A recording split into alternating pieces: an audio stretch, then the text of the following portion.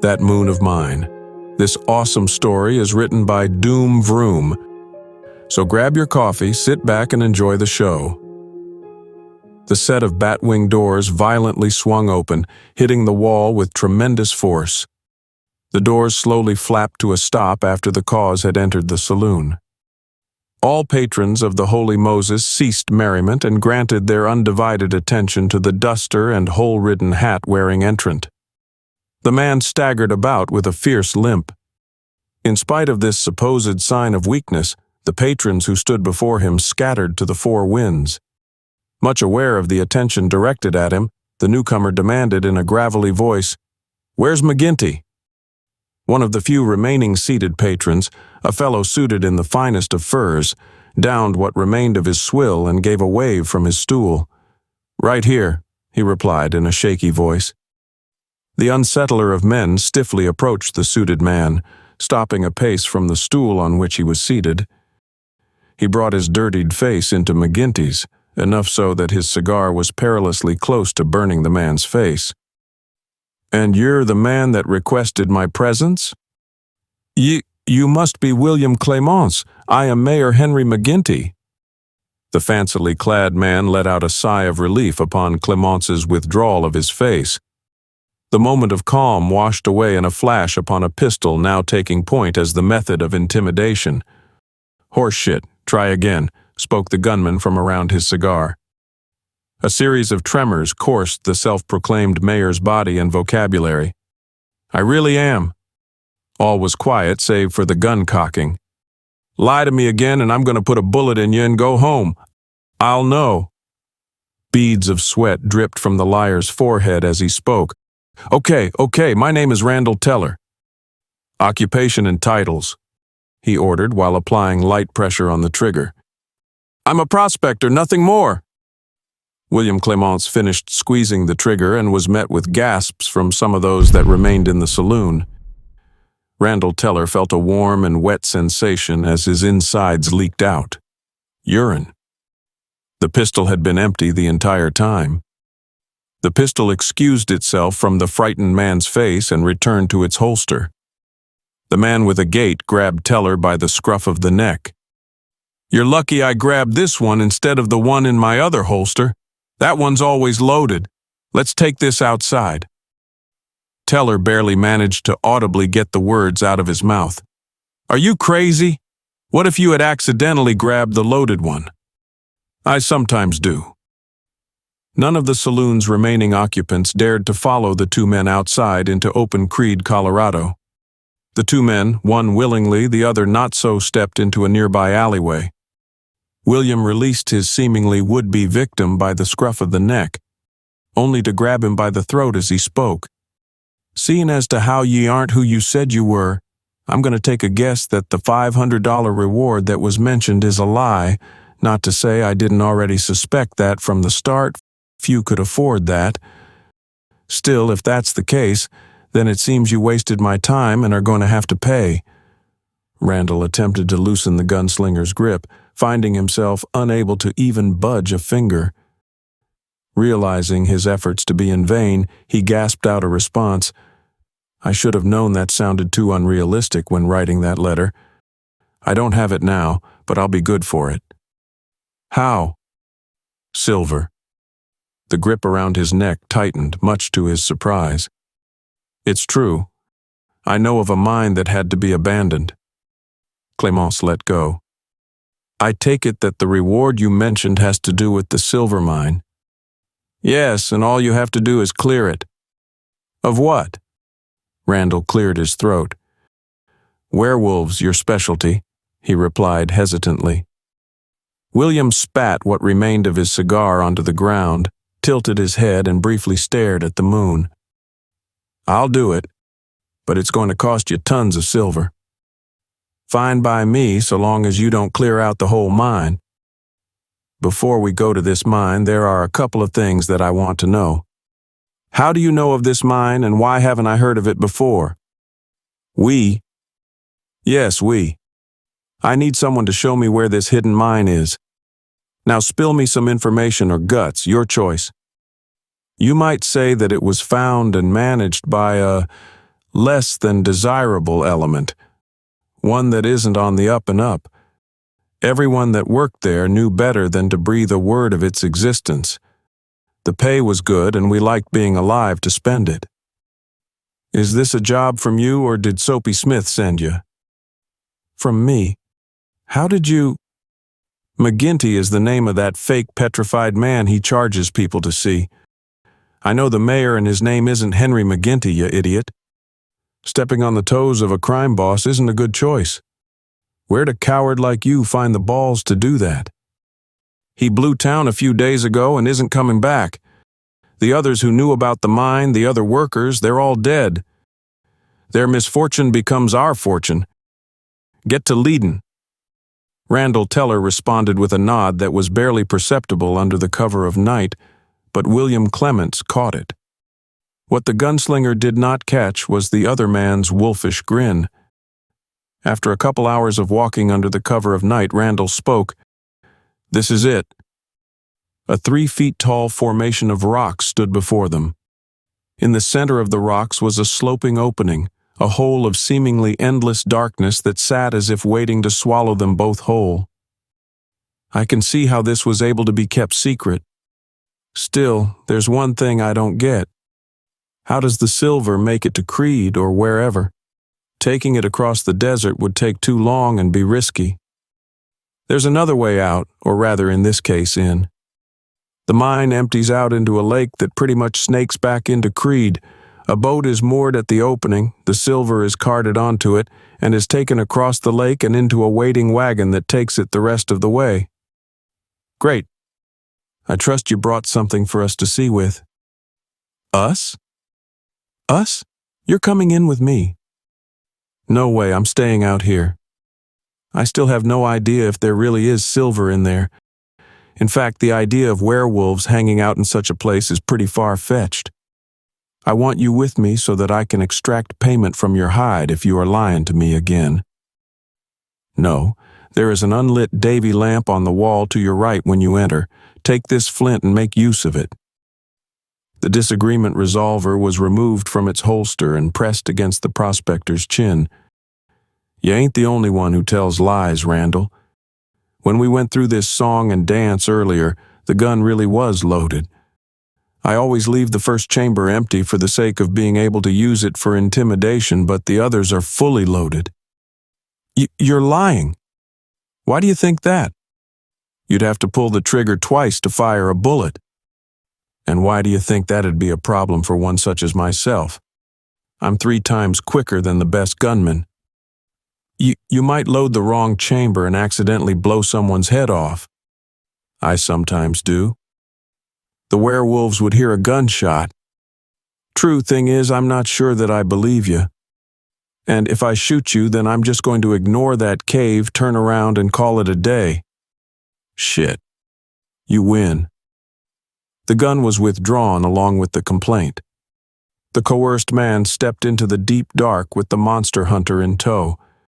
The smell was much as Clemence had imagined for a mine, irony and copperish. Teller felt along the coarse, jagged wall as he walked, hoping to be greeted by the sensation of cold metal. His desire was rewarded as the loop of the Davy lamp graced his fingertips. A quick exposure to flint and the 2 men had a light source for the mine. Once again, William Clemence found himself unsure of what a mine was actually supposed to smell like. Shreds and heads littered the ground. Most of the bits of corpses were unidentifiable. William was only able to be sure that there was more than one corpse present due to the 2 rent heads. The faces were still readable, infinitely frozen in terror and pain. Randall Teller unceremoniously added vomit to the carnage. To Randall's surprise, William moved a reassuring arm toward his shoulder. In actuality, he was just trying to grab the lamp out of fear that the shaken man would accidentally drop it and leave them stranded in the dark. Further on down, the light revealed a track fit for a minecart. We're getting close to where I was when they attacked. Hopefully the minecart is still intact. I'm getting tired of walking. From here on out, I want you to keep quiet or else they'll hear us. If we're lucky, the smell of the mine will keep them from picking up our scent." The two men were able to make out the sound of ghastly, deep voices the farther in they ventured. "Are the preparations ready?" quizzed the first and more beastly sounding of the voices. "Yes. Creed's silver will be ours by tomorrow morning," came a feminine second reply. "Excellent. Damned be all that dare refine that vile metal," a third replied. "Shh, we have guests. Do you not hear the footsteps?" asked yet another new voice. "Looks like we'll be unlucky today," William sarcastically responded, drawing his guns. The two men stepped into a natural rotunda of sorts. Wooden walkways hung above. 4 werewolves were on the ground level, and at least 2 were visible on the walkways. The bipedal creatures were all closely alike to each other in terms of features. Their coats were varying shades of brown, some splattered in blood. Eyes a demonic crimson, claws long and sharp, and teeth that protruded and curved. The were-creatures glared at the intruders, while one, who William thought to be their leader, spoke. "A foolish decision for you to come here, humans." William recognized the speaker to be the first voice he'd heard earlier. Pointing both his guns at different werewolves, he replied, "Seems I'm full of nothing but foolish decisions today." Some of the beasts howled with laughter. "Take solace in the fact that you won't have to watch your town but—" The gunslinger snapped one of his guns over to the speaking wolf man and interrupted his sentence with a silver bullet to the chest. Black blood spewed from the creature's every orifice. It writhed on the ground, but the writhing was short-lived. Sensing that Teller was turning to run, Clémence spoke. "It's no good. They were talking to stall for time so that they could trap us." An enraged werewolf thought it prudent to lunge at Clémence. It managed to soar through the air with tremendous speed. Its flight became a descent and then a crash as it was met with a silver bullet to the head. The feminine-sounding and presumably female beast from earlier attempted to rally the other werewolves. "He can't kill us all at once. Now!" The beast found itself to be the lone wolf in this situation. The others fell back into the shadows. In a brave display, it dived at William from the wooden catwalks above. Its approach was too swift for the gunslinger to take aim, forcing him to hit the ground by way of an impromptu jump. The end of the terror's claw ripped through part of Clémence's duster and tore into his already gait-ridden leg. The monster hunter rolled onto his back and fired from both pistols, missing every shot in his desperation. The situation managed to become even more desperate when the being's clawed hands batted the guns free of William's and lifted the man level with its face by an arm. William gritted his teeth and snarled at his smiling captor. Seeing that fortune had turned in their favor, the rest of the pack re-emerged from the shadows. One of them went as far as to smash both pistols with a rock. "Will!" Randall shouted in fear as one of the werewolves began to regard him. "Will!" The gunslinger's tormentor let out a most inhuman chuckle. "I've heard of you, Wild Will, Werewolf Hunt." Tar-like blood oozed from the speaker's snout. A well-delivered punch from Clémence's free hand was to blame. Reflexively, the bleeding monster threw its quarry onto the ground near its comrades. The 3 unbloodied lycanthropes neared from different directions in an effort to leave William Clémence without any avenue of escape. "Stop! He's mine!" The sound of glass shattering reverberated as all light was snuffed from the vision of both men. The absence of light was only temporary, however. Sparks danced, seeking a gas to ignite. With the transformers momentarily distracted, Clémence helped himself to his feet, made a limp for a nearby mine cart.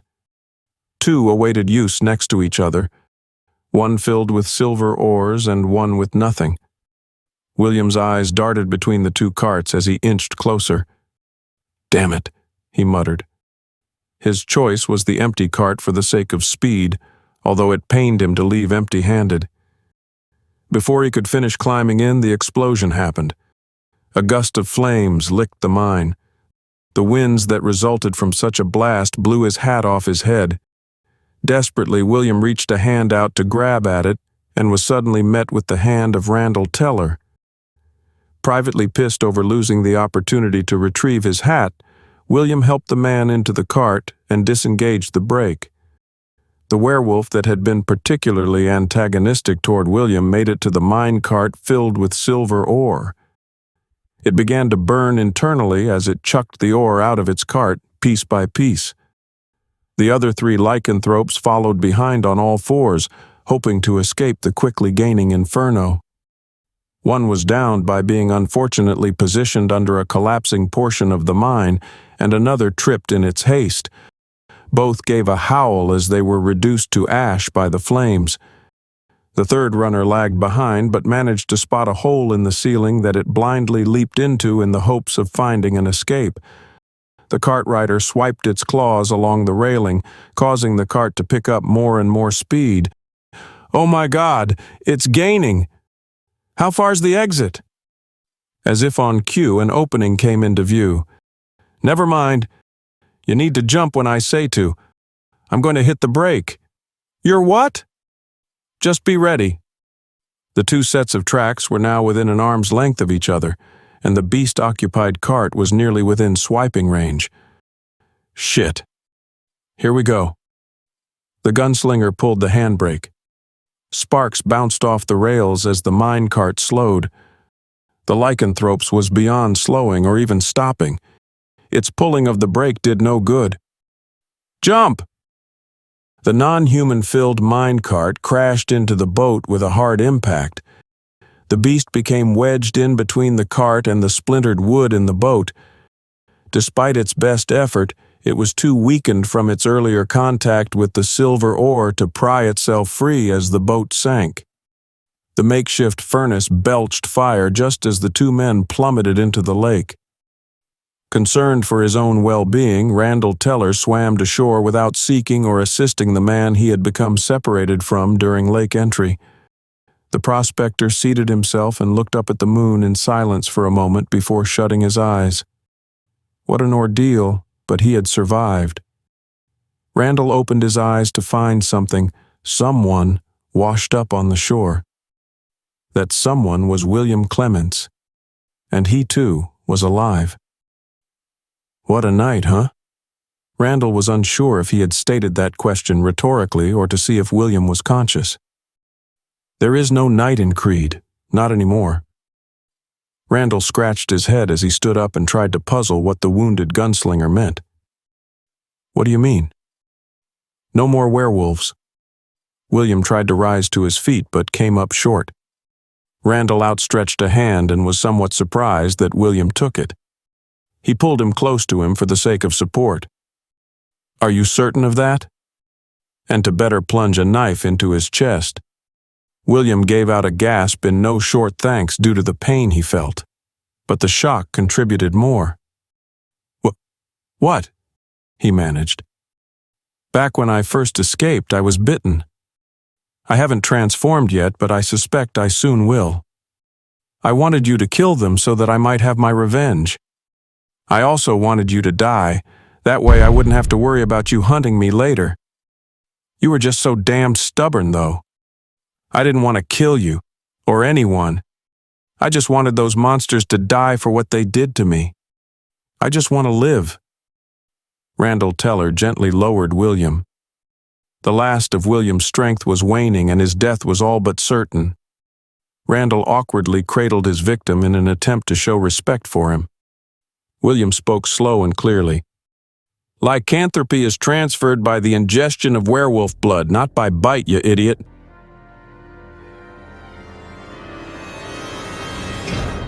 Hey, family. A very big thank you to Vroom for allowing me to narrate such an awesome tale. Be sure to check out their Creepypasta fandom profile for more of their awesome works. If you would like to support us and make a donation, I'd be very much appreciative. I do have PayPal and a Buy Me a Coffee account. Be sure to also check out our merch store. There are plenty of items and designs to choose from. If you enjoyed this video, then why not check out the next one? Here, on the right-hand side. You can also follow us. All my socials and all my other links are contained within the Linktree link below. Take care, everyone, and I hope you all have a wonderful and peaceful night. And don't forget, where fear is, happiness is not.